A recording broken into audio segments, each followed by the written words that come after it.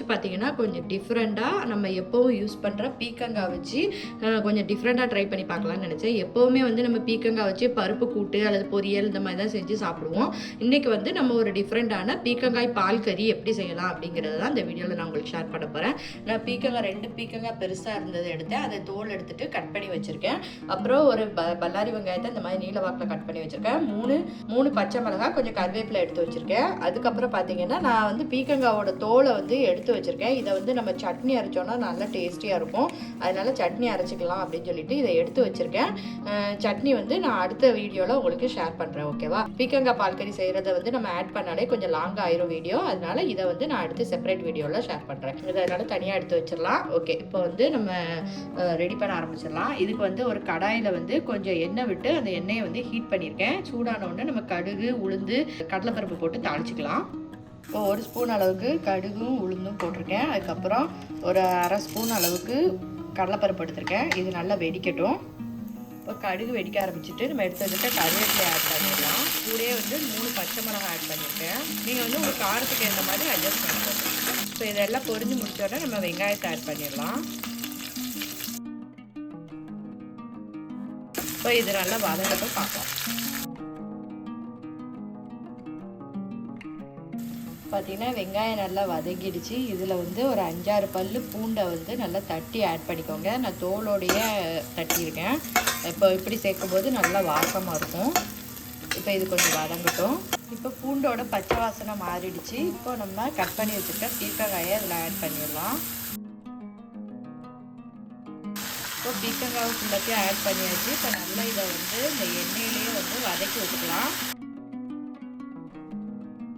இது வந்து பீக்கங்காய் பார்த்தீங்கன்னா அதிகமாக இருந்த மாதிரி இருக்கும். ஆனால் வெந்த உடனே கொஞ்சம் சுருங்கிடும். வெயிட் லாஸ் பண்ணுறதுக்கு பார்த்தீங்கன்னா தண்ணி காய்கறிகள் அதிகமாக வந்து ஃபுட்டில் சேர்த்துக்கிட்டிங்கன்னா அது வந்து உங்களுக்கு வெயிட் லாஸ்க்கு ரொம்ப ஹெல்ப்ஃபுல்லாக இருக்கும்.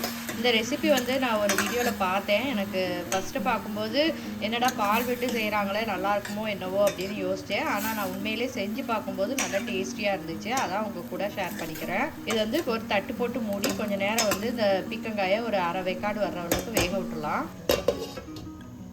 இப்போ பார்த்தீங்கன்னா காய் வந்து ஒரு 5 நிமிஷம் நல்லா வெந்துடுச்சு. இப்போ நம்ம மசாலாலாம் என்ன மசாலாலாம் சேர்க்கணும் அப்படிங்கிறத பார்த்துடலாம். 1 ஸ்பூன் அளவுக்கு மல்லித்தூள் ஆட் பண்ணிக்கோங்க. இது வந்து தண்ணிலாம் நம்ம விடலை, அதுவாகவே வந்து பீர்க்கங்காயிலேருந்து வெளியே வந்திருக்கு. அப்புறம் ஒரு சின்ன ஸ்பூனுக்கு மஞ்சள் தூள். காரம் வந்து நீங்கள் உங்கள் காரத்துக்கு ஏற்ற மாதிரி போட்டுக்கலாம். நான் ஏற்கனவே வந்து 3 பச்சை மிளகாய் போட்டிருக்கேன். அதனால 1 ஸ்பூன் அளவுக்கு மிளகாய் தூள் போட்டிருக்கேன். அதுக்கப்புறமா வந்து கொஞ்சமாக வந்து கரம் மசாலா பவுடர் போட்டுக்கிறேன். அப்புறம் இதுக்கு தேவையான அளவு உப்பு போட்டுட்டு இதை வந்து நல்லா வந்து மிக்ஸ் பண்ணி விட்டுருங்க.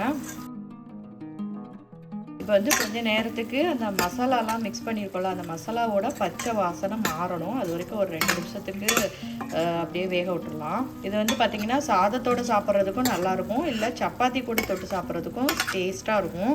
நம்ம சப்பாத்திக்கெலாம் வந்து அடிக்கடி குருமா அந்த மாதிரி தான் செஞ்சிட்ருக்கோம். அதுக்கு பதிலாக இந்த பீர்க்கங்காய் வச்சு இந்த கிரேவி ஒரு ட்ரிப் செஞ்சு பாருங்கள், செம்ம டேஸ்ட்டாக இருக்கும். ஒரு ட்ரிப் நீங்கள் செஞ்சிட்டிங்கன்னா கண்டிப்பாக வந்து அடிக்கடி இதை ட்ரை பண்ணி பார்ப்பீங்க. நான் வந்து இது வந்து இன்றைக்கி சாதத்துக்கு தான் பண்ணுறேன். சாதத்துக்குமே டேஸ்ட்டாக இருக்கும். இப்போ கொஞ்சம் வந்து இது அந்த எண்ணெய் தெளிஞ்சு வரட்டும், அது வரைக்கும் வெயிட் பண்ணலாம். இப்போ பார்த்தீங்கன்னா நல்லா வந்து கொதித்து அந்த மசாலாவோட பச்சை வாசனைலாம் மாற ஆரம்பிச்சிடுச்சு.